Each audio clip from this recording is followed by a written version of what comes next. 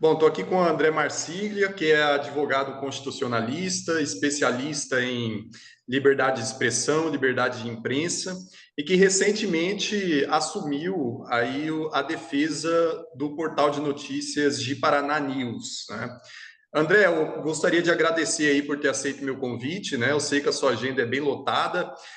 Parabenizar você pelos debates que tem promovido aí em torno do Brasil, né? E pela paciência, né? E, acima de tudo, pela resistência em discutir um tema, né? Ainda mais o tema que envolve liberdades, né? Ainda mais no Brasil tão autoritário, né? Num país tão autoritário como o nosso. Obrigado aí por ter aceito o convite. Imagina, boa tarde, um prazer. E é uma luta contínua, não é? No Brasil, falar de liberdade é uma briga diária. A gente tem não só que lutar judicialmente, mas conscientizar as pessoas da importância dessa luta. Certo. Eu vou fazer um breve contexto aqui para as pessoas, às vezes elas não estão sabendo do que aconteceu, né? O site de Paraná News fez uma publicação na semana passada, e nessa publicação eles fizeram a imagem, né? Nessa imagem estava escrito em letras garrafais: deputados do PL que votaram a favor do PL da Globo e @PL da Globo não, né? Colocaram ali o nome de vários deputados, dentre as quais ali é a Silvia Cristina, né? A deputada Silvia Cristina. Logo depois, bem na legenda, eles escreveram: urgente, o requerimento de urgência do projeto da lei da lei da Globo, do projeto de lei da Globo foi aprovado. O projeto em si deve ser votado nos próximos 100 dias. Silvia Cristina está inclusa entre os parlamentares federais do Partido Liberal que votaram sim à censura, né? André, no seu ponto de vista, há algum excesso ou alguma ilegalidade nessa publicação?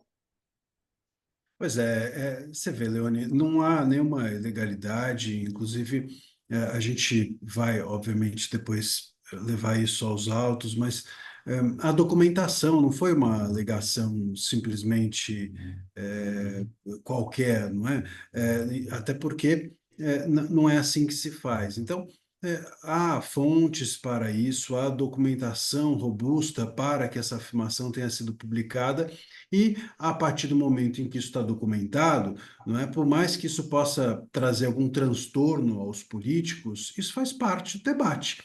E os deputados e, de alguma forma, as autoridades em geral precisam estar confortáveis com o fato de que a imprensa exerce e tem esse papel de fiscalização do que eles fazem durante o seu ofício. Aliás, esse não só um direito da imprensa, é um dever da imprensa, fiscalizar o poder público, estar atento ao que eles fazem, documentar, registrar, informar a população, é um direito do jornalista, é um dever do jornalismo e é um direito das pessoas a receberem as informações, e é assim que funciona a democracia. Qualquer coisa que não seja isso é algo fora do jogo democrático e, sem dúvida alguma, qualquer interferência judicial nesse jogo democrático é um ato de censura. Certo. André, na decisão, né, o juiz Maximiliano Deitos, né, ele até escreveu lá que censura prévia é proibida e tudo mais, mas ele alegou, né, que a publicação ela induzia, né, o leitor ao erro, né? No seu ponto de vista, houve censura prévia e o fato de uma publicação induzir um leitor ao erro, né, já é suficiente para poder se retirar essa matéria, retirar essa publicação? É, não existe induzir leitor ao erro. O jornalismo induz o leitor à reflexão. O erro ou o acerto depende da conclusão que o leitor vai ter a respeito daquilo. Ninguém pega a cabeça do leitor e força ele a pensar dessa ou daquela forma.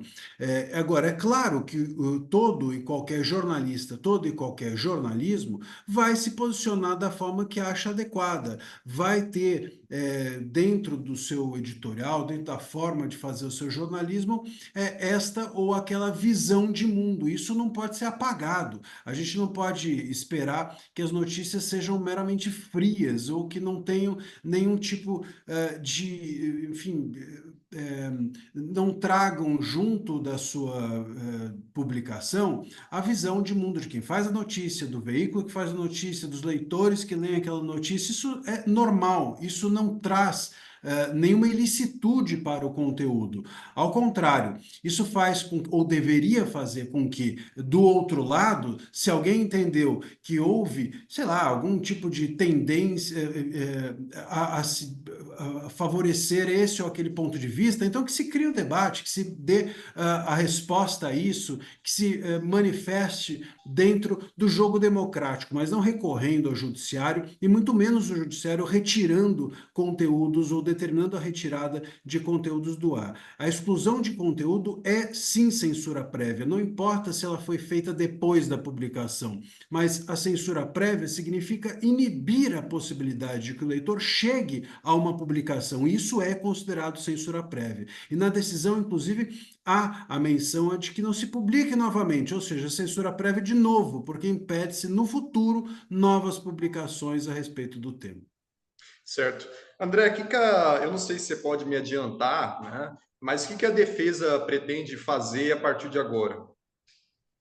Bom, ainda a gente acabou de tomar pé dos documentos, estamos ainda analisando as questões todas e avaliando a melhor estratégia. O site ainda não foi sequer, inclusive, citado, mas a gente pretende, com urgência, tomar essas medidas reativas à censura, porque isso temos urgência, não só no sentido de revertermos essa decisão, como também no sentido de mostrarmos de uma forma geral à opinião pública, né, que não aceitamos qualquer tipo de descredibilização do jornalismo feito pelo site. Então, isso é relevante, isso é urgente, isso vai ser feito rapidamente. Na próxima semana, muito provavelmente, a gente já terá as medidas tomadas. Agora, é necessário se entender que, basicamente, o que tem a ser feito é mostrar isso, mostrar que o jornalismo teve a intenção de informar, que foi documentado e que, não, e que assim, a decisão judicial é totalmente desproporcional àquilo que foi feito pelo jornalista.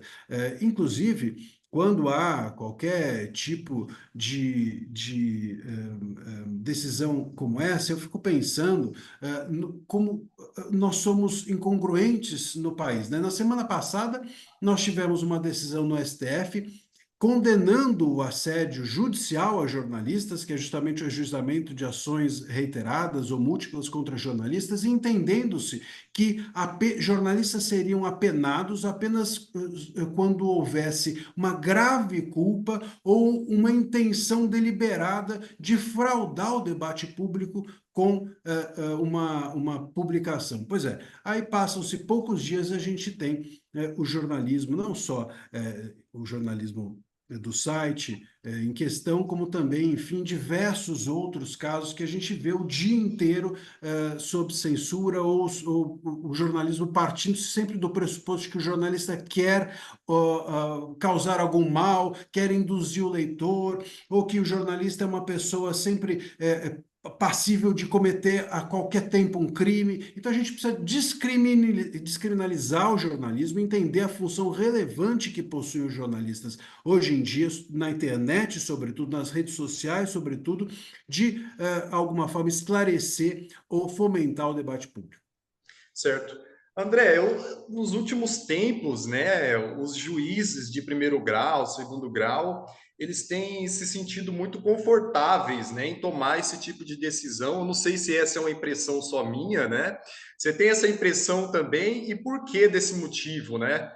Será que isso tem a ver aí com essa dureza com que o STF também tem tratado sobre o assunto?